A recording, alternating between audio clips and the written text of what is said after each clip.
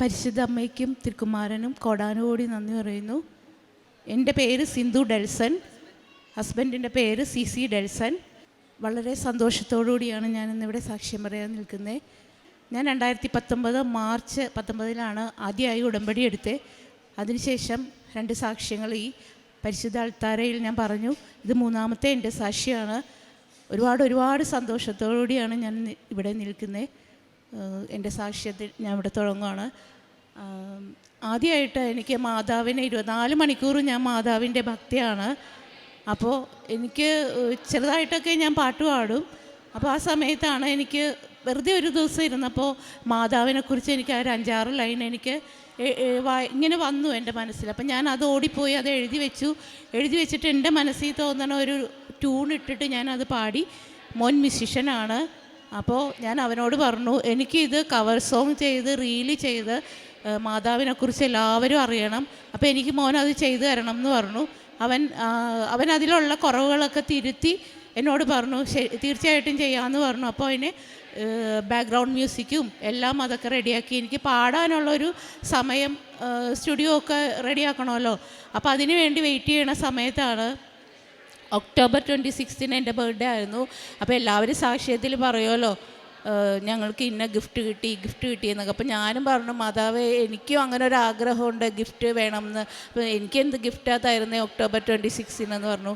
അന്ന് വൈകുന്നേരം രാത്രി മോൻ എൻ്റെ അടുത്ത് പറഞ്ഞു, അമ്മ ഇങ്ങനെ ഒരു സോങ് ഉണ്ട്, അമ്മ ഒന്ന് ട്രൈ ചെയ്ത് നോക്കുക, ഒരു ഫിലിമിലേക്കാണ്. അപ്പോൾ അമ്മ ഒന്ന് ട്രൈ ചെയ്ത് നോക്കുക, ആ പാട്ട് ഫിലിമിൽ വരുമോ എന്തോന്നൊന്നും എനിക്കറിയില്ല, എന്തായാലും അമ്മ ഒന്ന് ട്രൈ ചെയ്യുന്നുണ്ട്. അവൻ എന്നെ പാടി ഡയറക്ടർക്ക് അയച്ചു കൊടുത്തു. അപ്പോൾ ഡയറക്ടർക്ക് അതൊരുപാട് ഇഷ്ടപ്പെട്ടു. അതായത് എൻ്റെ ആ ഒരു വോയിസായിരുന്നു ആ ഫിലിമിന് വേണ്ടതെന്ന് പറഞ്ഞു. അത് എനിക്ക് ഭയങ്കര ഒരു അനുഗ്രഹമായിട്ട് അന്ന് എനിക്ക് തോന്നി. അതിനുശേഷം ആ ഫിലിം ഇച്ചിരി വൈകിയാണ് റിലീസാവുള്ളൂ എന്നൊക്കെ പറഞ്ഞു. അപ്പോൾ അതങ്ങനെ കണ്ടിന്യൂ ആയി ഇങ്ങനെ പോയിക്കൊണ്ടിരുന്നു. ഞാൻ പിന്നെ അതിനെക്കുറിച്ചൊക്കെ മറന്നുപോയി. പ്രാർത്ഥിച്ചുകൊണ്ടിരിക്കണം. അതിന് ശേഷം എനിക്ക് എപ്പോഴും 777 എന്ന നമ്പർ വരുന്നു. അപ്പം ഞാൻ എൻ്റെ ചേട്ടനോട് പറഞ്ഞു, എന്താണാവോ എനിക്ക് 7 എന്നുള്ള നമ്പർ എൻ്റെ മനസ്സിൽ വരുന്നതെന്ന് പറഞ്ഞപ്പോൾ ഡെൽസേട്ടൻ ഇങ്ങനെ മൂളിയിട്ട് അങ്ങോട്ട് വിട്ടു. പക്ഷേ 7-ാം തീയതി രാവിലെ ഒന്നും സംഭവിച്ചില്ല, ഉച്ചക്കും ഒന്നും സംഭവിച്ചില്ല. വൈകുന്നേരം ആയപ്പോൾ വീണ്ടും എൻ്റെ മോൻ പറഞ്ഞു, അമ്മയുടെ പാട്ട് ഫിലിമിലേക്ക് എടുത്തു, അത് ലിറിക്കൽ വീഡിയോ ആയിട്ട് ഇടാൻ അനുവാദം കിട്ടിയിട്ടുണ്ടെന്ന് പറഞ്ഞു. ഫിലിം അന്നേരം റിലീസായിട്ടില്ല. ആ പാട്ട് ലിറിക്കൽ വീഡിയോ ആയിട്ട് നവംബർ 11-ാം തീയതി അത് ഇട്ടു. പക്ഷെ അന്ന് ആ ഡേറ്റ് മുതൽ ആ വീഡിയോ ആ സോങ് ഭയങ്കരമായിട്ട് ഹിറ്റെന്നല്ല മെഗാ ഹിറ്റായി. ഞാൻ മനസ്സിൽ പോലും ചിന്തിച്ചിട്ടില്ല. ഞാൻ മനസ്സിലോർത്തത് എൻ്റെ മാതാവിന് ഈ പാട്ട് എഴുതി മാതാവിനെ മഹത്വപ്പെടുത്തി ലോകം മൊത്തം അറിയിക്കുക എന്നുള്ളതായിരുന്നു. പക്ഷെ മാതാവ് തിരിച്ചെനിക്കൊരു സമ്മാനം തന്നത് എൻ്റെ പാട്ട് ലോകം മൊത്തം അറിയിപ്പിച്ചു. അതിനുശേഷം ഇത് ജനുവരി ഫെബ്രുവരി ഒക്കെ ആകുമ്പോഴാണ് റിലീസാവുള്ളൂ എന്നാണ് പറഞ്ഞിരുന്നത്. പക്ഷെ അപ്പോൾ ഒക്കെ ഞാൻ എൻ്റെ മോനോട് പറഞ്ഞു, ഇല്ലടാ അത് മാതാവിൻ്റെ പ്രത്യക്ഷീകരണത്തിന് മുൻപായിട്ട് ആ പടം റിലീസാവും, എനിക്ക് നല്ല ഉറപ്പുണ്ട്, ഇതെനിക്ക് എൻ്റെ മാതാവിൻ്റെ ഉറപ്പാണ് എന്ന് പറഞ്ഞു. പക്ഷേ ഡിസംബർ 5-ാം തീയതി തന്നെ ആ പടം ഹിറ്റായി, ആ പടം റിലീസായി. അതിപ്പോൾ ലോകമെമ്പാടുമുള്ള ആൾക്കാർ, എനിക്ക് ഫോൺ താഴെ വയ്ക്കാനുള്ളൊരു സമയമില്ല, അത്രയ്ക്ക് ആരാധകരും എന്നെ അറിയാത്ത ആൾക്കാർ വരെ എന്നെ വിളിച്ചൊരുപാട് എനിക്ക് ഓടി വന്ന് മാതാവിനോട് സാക്ഷ്യം പറയണമെന്നുണ്ടായിരുന്നു. പക്ഷേ ഒരുപാട് ഇൻ്റർവ്യൂസ് ഉണ്ടായിരുന്നു. ഞാൻ ഫസ്റ്റ് ഇൻ്റർവ്യൂവിന് അറ്റൻഡ് ചെയ്ത അന്നാണ് ഇവിടെ മാതാവിൻ്റെ പ്രത്യക്ഷീകരണത്തിൻ്റെ ദിവസമായിരുന്നു. രാവിലെ 7 മണിക്ക് ഞാൻ ഇവിടെ വന്നു. 7.5 മണിക്കൂറോളം ഞാൻ ക്യൂ നിന്നിട്ടാണ് ഞാൻ ആ ഇൻ്റർവ്യൂവിന് അറ്റൻഡ് ചെയ്തത്. അത്രയേറെ എന്നെ മാതാവ് മഹത്വപ്പെടുത്തി. എത്ര നന്ദി പറഞ്ഞാലും മതിയാകത്തില്ല. അതിന് എന്നെ സപ്പോർട്ട് ചെയ്ത് എൻ്റെ ചേട്ടനോടും ഇതിനെനിക്കൊരവസരം ഉണ്ടാക്കി തന്ന എല്ലാവരോടും ഞാൻ ഈ അവസരത്തിൽ നന്ദി പറയുകയാണ്. ഇനിയും മാതാവിനെ ഉടമ്പടി ജീവിതം ഞങ്ങൾ മുന്നോട്ട് കൊണ്ടുപോകും. ഒരുപാട് കാരുണ്യ പ്രവൃത്തികളും ഒക്കെ ഞാൻ ചെയ്യാറുണ്ട്, ഭക്ഷണം വെച്ച് കൊടുക്കാറുണ്ട്. എൻ്റെ മക്കളെ പൂർണ്ണ വിശ്വാസത്തിലേക്ക് കൊണ്ടുവരാൻ എനിക്ക് മാതാവ് അതിനുള്ള കൃപ നൽകണം. ഇൻ്റർവ്യൂവിന് ഞാൻ പോകുന്ന സമയത്ത് ഒരുപാട് പ്രാർത്ഥിച്ച് ഉടമ്പടി തൈലവും തേനും ഒക്കെ കഴിച്ചിട്ടൊക്കെയാണ് ഞാൻ പോയത്. ഉടമ്പടി ഉപ്പ് എൻ്റെ കയ്യിൽ, മാതാവിൻ്റെ കാശ് രൂപമൊക്കെ കയ്യിൽ പിടിച്ച് ആദ്യമായിട്ടാണ്. ഞാൻ സ്റ്റേജിലൊന്നും പെർഫോം ചെയ്തിട്ടില്ല, എങ്ങും പോയി പാടിയിട്ടില്ല. ഞാൻ പാടുന്ന പാട്ടൊക്കെ എൻ്റെ വീട്ടിലിരുന്ന മാതാവിൻ്റെ ക്രിസ്തീയ ഭക്തിഗാനങ്ങളൊക്കെ പാടുന്ന ഒരാളാണ്. പക്ഷേ എന്നെ വാനോളം ഉയർത്തിയതുപോലെയാണ് സിന്ധു ഡെൽസൺ. ഇപ്പോൾ ഒന്നടിച്ചു കൊടുക്കുമ്പോൾ, എവിടെ ഒന്നടിച്ചു കൊടുത്താലും എല്ലാ മീഡിയാസിലും എൻ്റെ പേരും പാട്ടുകളൊക്കെ വരുമ്പോൾ എനിക്കൊരുപാട് സന്തോഷമുണ്ട്. തിരുക്കുമാരനും പരിശുദ്ധ അമ്മയ്ക്ക് ഞാൻ കൊടാനുകൂടി നന്ദി പറയുന്നു. കാരുണ്യ പ്രവൃത്തി ചെയ്യുന്നേ. ഞാൻ ഉടമ്പടി എടുക്കാൻ വരുമ്പോൾ പത്രം കിട്ടുമ്പോൾ അതെല്ലാം ഓരോ വീടുകളിലാണ് നടന്ന് കൊടുക്കുന്നത്. പിന്നെ എൻ്റെ ചേട്ടൻ ആഴ്ചയിൽ ഇവിടെ വരും. ഈ 2 ദിവസം മുമ്പ് വന്ന് 3-4 കെട്ടുകൾ പത്രം മേടിച്ചിട്ട് വന്ന് ഒരു ദിവസം പോലും വീട്ടിൽ വയ്ക്കാതെ പിറ്റേ ദിവസം തന്നെ നടന്ന് സൈക്കിളിൽ പോയി എല്ലാ വീടുകളിലും ഓരോ വീടുകളിലും ഓരോ പറഞ്ഞിട്ടാണ് ഞങ്ങൾ കൊടുക്കുന്നത്. ഞങ്ങൾക്ക് കിട്ടിയ അനുഗ്രഹങ്ങൾ പറഞ്ഞിട്ടാണ് കൊടുക്കുന്നത്. പിന്നെ മെഡിക്കൽ കോളേജ്, വണ്ടാനം മെഡിക്കൽ കോളേജിൽ ഭക്ഷണം ഞാൻ തന്നെ ഉണ്ടാക്കിയിട്ട്, ഞങ്ങളവിടെ ഒരാളുണ്ട് അവിടെ, അപ്പോൾ അവിടെ കൊണ്ടുപോയിട്ട് മാനസിക രോഗികൾക്ക്, അതായത് അവർക്ക് ഉച്ചയ്ക്ക് ഭക്ഷണം മേടിക്കാൻ പോകാൻ ഈ രോഗികളെ ഇരുത്തിക്കൊണ്ട് പോകാനൊക്കെ ഭയങ്കര ബുദ്ധിമുട്ടാണല്ലോ. അപ്പോൾ അതുകൊണ്ട് ഞങ്ങൾ അവരുടെ അടുത്ത് കൊണ്ടുപോയി ആ ഭക്ഷണപ്പൊതി കൊടുക്കുമ്പോൾ അവരുടെ കയ്യിൽ നിന്ന് കിട്ടുന്ന ആ സന്തോഷം അത് വേറെ തന്നെയാണ്. അങ്ങനെ 2 ആഴ്ചയൊക്കെ ഇരിക്കുമ്പോൾ 10-20 പൊതി ഭക്ഷണങ്ങൾ ഉണ്ടാക്കി ഞങ്ങൾ കൊണ്ടുപോയി കൊടുക്കാറുണ്ട്. പിന്നെ മീഡിയാസിൽ ചിലപ്പോൾ ഒക്കെ ഇങ്ങനെ കിഡ്നി പേഷ്യൻ്റ് അങ്ങനെയൊക്കെ വരുമ്പോൾ എന്നെക്കൊണ്ട് കഴിയണ രീതിയിൽ ഞാൻ അതിലൂടെയും കൊടുക്കാറുണ്ട്. പിന്നെ എൻ്റെ വായ കൊണ്ട്, അതായത് ഒരാളോട് എനിക്ക് നേരത്തെ ഞാൻ സാക്ഷ്യം പറഞ്ഞിരുന്നതാണ്, അത് എങ്കിലും ഞാൻ പറയുകയാണ്. എൻ്റെ ഈ ഒരു ബിസിനസ്സൊക്കെ ആയിരുന്നു ഞങ്ങൾക്ക്. അപ്പോൾ അതൊക്കെ ഫ്ലോപ്പായ സമയത്ത് ഞാൻ ഇവിടെ വന്ന് ഉടമ്പടി എടുക്കുക. എൻ്റെ ഒരു കൂട്ടുകാരി വഴിയാണ് ഞാനിവിടെ ഉടമ്പടി ആദ്യം എടുത്തത്. അപ്പോൾ എൻ്റെ ഒരു ആ ജീവിത രീതി അറിയാവുന്ന ആൾക്കാർ ഇവരെങ്ങനെ എത്തിയെന്ന് അറിയുമ്പോൾ ഒക്കെ ഞാൻ മാതാവിനെ കൂടുതൽ മഹത്വപ്പെടുത്താൻ, ഞാൻ വായിൽ എന്താ വരുന്നതെന്ന് എനിക്കറിയത്തില്ല, അതുപോലെ ഞാൻ സ്നേഹത്തോടു കൂടി മാതാവിനെ എല്ലാവരോടും ഞാൻ പറയാറുണ്ട്. ഒരുപാട് പേര് എൻ്റെ ഇത് കണ്ടിട്ട് ഇവിടെ വന്നിട്ടുണ്ട്, ഉടമ്പടി എടുത്തിട്ടുണ്ട്.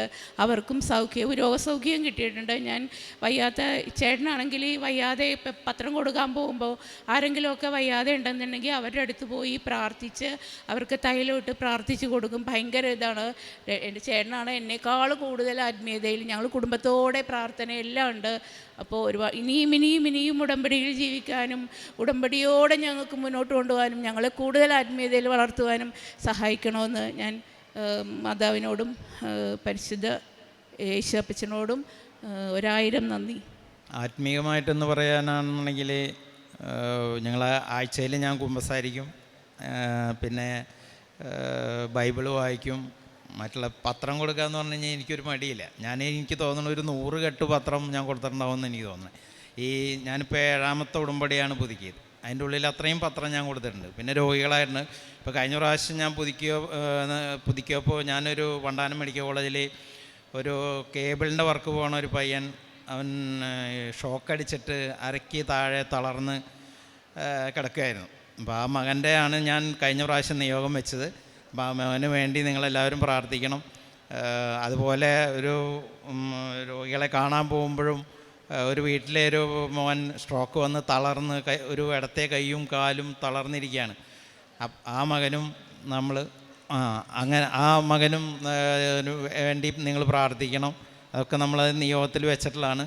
പിന്നെ മറ്റുള്ള കാരുണ്യപ്രവർത്തികളാണെന്ന് പറഞ്ഞാൽ ഹോസ്പിറ്റലിൽ പോയി ഭക്ഷണം കൊടുക്കാനും അങ്ങനെ എല്ലാ കാര്യത്തിലും ആത്മീയമായിട്ടും ഒക്കെ ഞങ്ങൾ തന്നെ ഇത്രയും അനുഗ്രഹം തന്ന ഞങ്ങൾക്ക്, ഇത്രയും അനുഗ്രഹം തന്ന അമ്മയ്ക്കും തിരുകുമാരനും 1000 നന്ദി പറയുന്നു.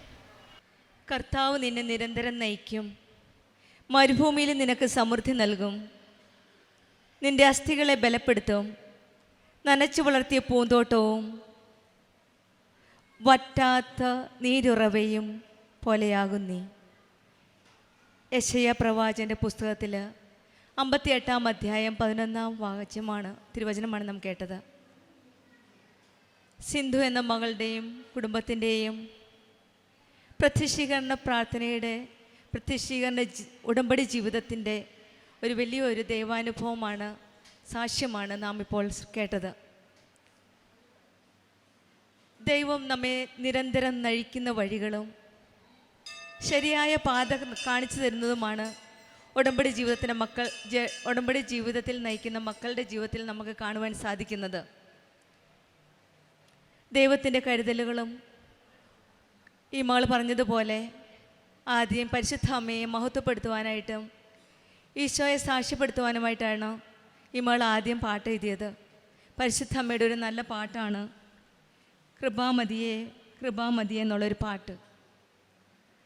മകൻ പറഞ്ഞു അമ്മയോട് കുറച്ചും കൂടെ ശരിയാകാനുണ്ട്. പിന്നീടാണ് മകൻ വേറൊരു കാര്യവുമായി വന്നത്, ഒരു പുതിയൊരു പാട്ട്, ഒരു മൂവിയിലേക്ക്. ആ പാട്ടിൻ്റെ ലിറിക്സ് വീഡിയോ 7th നവംബറിലാണ് റിലീസായത്. 7ാമത്തെ തീയതി കാണിച്ചാണ് എപ്പോഴും ഈ മകളുടെ കാര്യത്തിൽ പല പ്രാവശ്യവും അമ്മയുടെ ഇടപെടലുകൾ ഈ മകൾക്ക് മനസ്സിലായത്. ഡേറ്റ് ഇട്ട് പ്രാർത്ഥിക്കുന്ന സമയചുരുക്കത്തിൻ്റെ അമ്മ ഇവിടെയും ഈ മകൾക്ക് 7 എന്ന ഡേറ്റിലൂടെ പല കാര്യങ്ങളും നടത്തിക്കൊടുത്തു.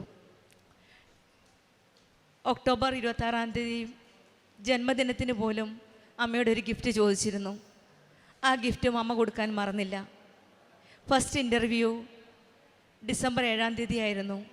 ആ മകൾ പറഞ്ഞ പോലെ 7.5 മണിക്കൂർ ഇവിടെ നിന്ന് പരിശുദ്ധ അമ്മയുടെ സന്നിധിയിൽ, പരിശുദ്ധ അമ്മയുടെ അടുക്കിലേക്ക് ഒരു നോക്ക് കാണാൻ, ഒന്ന് തൊടുവാൻ 7.5 മണിക്കൂർ ലൈനിൽ നിന്ന് ഈ മകൾ 2:30 ആയപ്പോഴാണ് പരിശുദ്ധ അമ്മ പ്രത്യക്ഷപ്പെട്ട ആ സമയത്ത് ഈ മകൾ പരിശുദ്ധ അമ്മയുടെ അരികിലെത്തിയത്. അന്നത്തെ ദിവസം 2 മണിക്കാണ് ഇൻ്റർവ്യൂ ആയിരുന്നത്. ആ ദിവസത്തെ ഇൻ്റർവ്യൂ മാറ്റിവെച്ച് 4 മണിക്കത്തേക്കാക്കി. സമയചുരുക്കത്തിൻ്റെ അമ്മ നമ്മുടെ ഓരോ കാര്യത്തിലും ശ്രദ്ധാലുവാണ്. നമ്മുടെ ഓരോ സമയവും പരിശുദ്ധ അമ്മയ്ക്കറിയാം നമ്മൾ എന്ത് ചെയ്യുന്നു, മക്കൾ എവിടെയാണ്, മക്കൾക്ക് എന്താണ് കാര്യം, അതെല്ലാം ഈശോയോട് പറഞ്ഞ് ആ കാര്യങ്ങളെല്ലാം നടത്തി കൊടുക്കുന്നു. പ്രത്യക്ഷീകരണത്തിൻ്റെ ആ ദിവസം നടന്ന ഫസ്റ്റ് ഇൻ്റർവ്യൂവിൽ ഈ മകളുടെ സെലക്ഷനായി. ഇപ്പോൾ ആ മൂവി ഇപ്പോൾ ഹിറ്റായി നടന്നുകൊണ്ടിരിക്കുകയാണ്. ഈശോയും പരിശുദ്ധ അമ്മയും നമ്മളുടെ ഓരോ കാര്യത്തിലും ഓരോ നിമിഷവും നമ്മുടെ കൂടെയുള്ള ഒരു ദൈവമാണ്. നമുക്കും നമ്മുടെ ഓരോ കാര്യങ്ങളും അവരുടെ കരങ്ങളിൽ സമർപ്പിച്ച് നമുക്കും പ്രാർത്ഥിക്കാം. ഉടമ്പടി ജീവിതം ഭക്തിയോടെ, വിശ്വാസത്തോടെ, വിശ്വസ്തയോടെ നമുക്ക് നയിക്കാം. സിന്ധുവിനും കുടുംബത്തിനും ലഭിച്ച എല്ലാ ദൈവാനുഗ്രഹത്തിനും കൃപകൾക്കും നമ്മൾക്കും കരങ്ങളടിച്ച് ദൈവത്തെ മഹത്വപ്പെടുത്താം.